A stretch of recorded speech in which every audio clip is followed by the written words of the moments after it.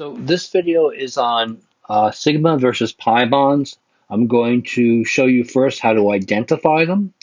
Second, I'm going to show you what a sigma bond is in three-dimensional space versus a pi bond.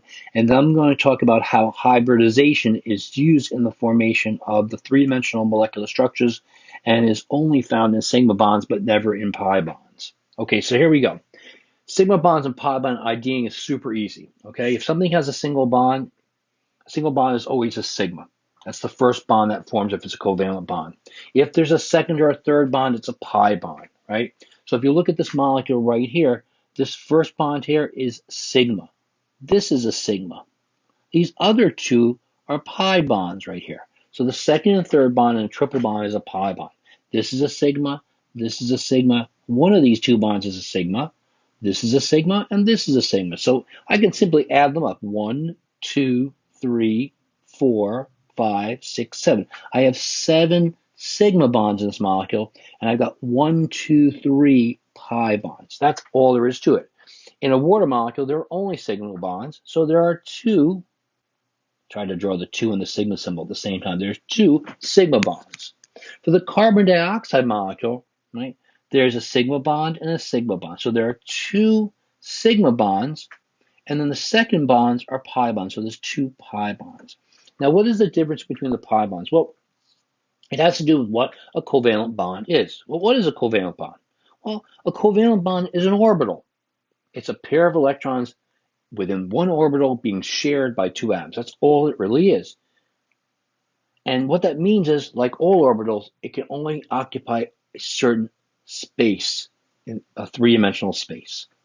All right, so let's talk about what a pi bond is versus a sigma bond. So here I have a molecule of ethine, right?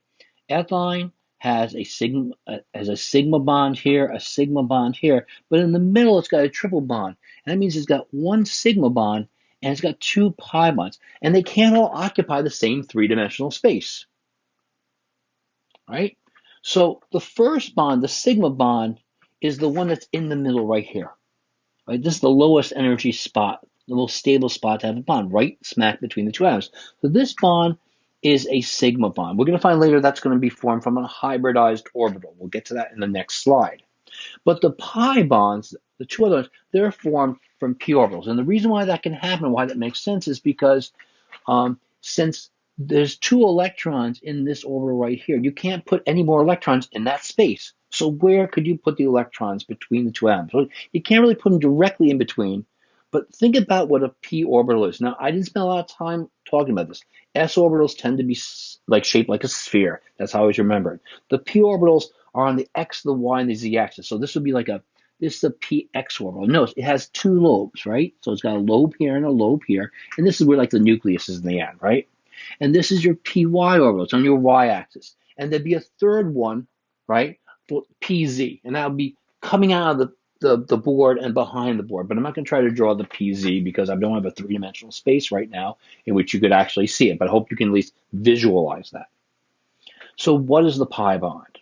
Well, ignoring the h's because I'm not even going to deal with them, here's what's happening, okay? You have the py orbital of the carbon here and the py orbital of the other carbon atom, right, py, if they're on the y-axis. And what happens is they overlap like this, above and below the axis between the 2 atoms.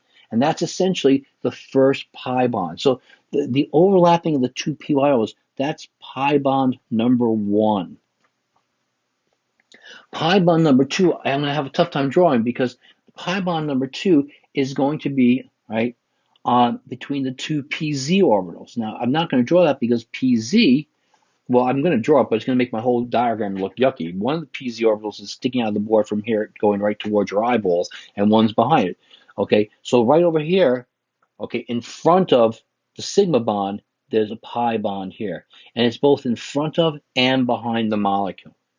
So essentially, there's a sigma bond right in between. There's 1 pi bond above and below, and another pi bond that's back here behind it and in front of it. That makes 3 bonds. I know it's weird because a pi bond is really a bond that's in 2 places, right? Because of the 2 lobes of the p orbitals. All right.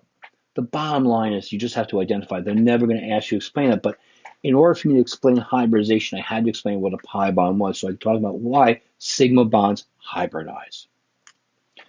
Okay, so what is hybridization? When you form a hybrid, what is that? It's a mixture, right? Like I drive a hybrid car, right? My car has a gas engine and it also uses a big battery and it switches. Sometimes the car is silent because the battery's running the car and the engine's not going. That's what a hybrid does.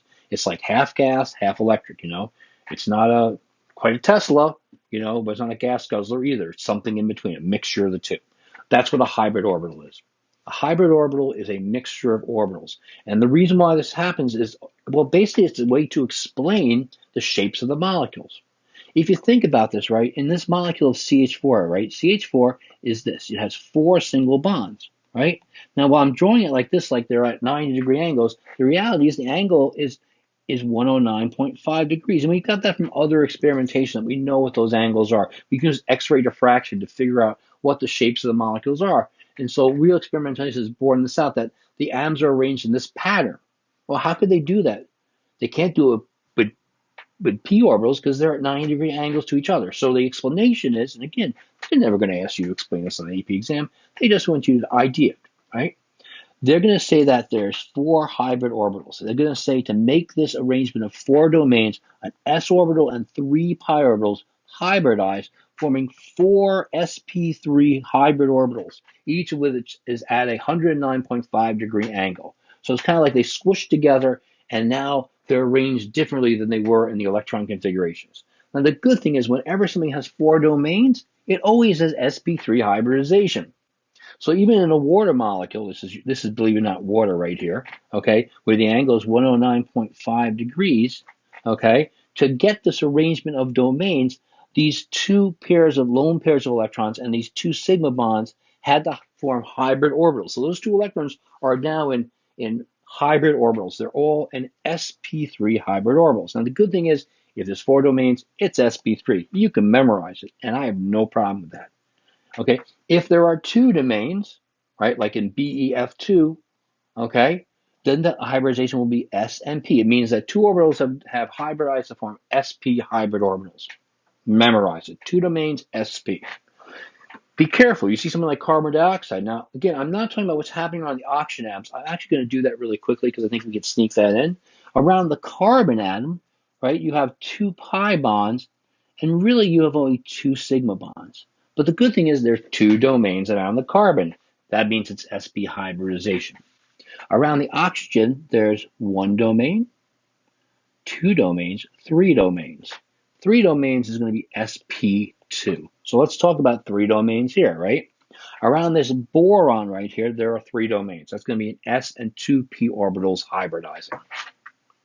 Now, nitrate has 4 bonds, but it has 3 domains. So once again, it's going to be sp2 hybridization. So it's really kind of straightforward. Essentially, if there's 2 domains, it's sp hybridization. If there's 3, it's an S and 2p are hybridizing, and that's what gives us the 120-degree angle, which is not found in the electron configurations, all right? Or this one gives you the 180-degree angle, which is not found in electron configurations, all right? And by the way, they never, supposedly on the AP, they do not include expanded octets, but just for the fun of it, if there's 4 domains, okay, I'm sorry, 5 domains, it's going to be sp3d1. If there's 6 domains, it's going to be sp3d2. Supposedly these 2 are not on the AP exam, but it's not too hard.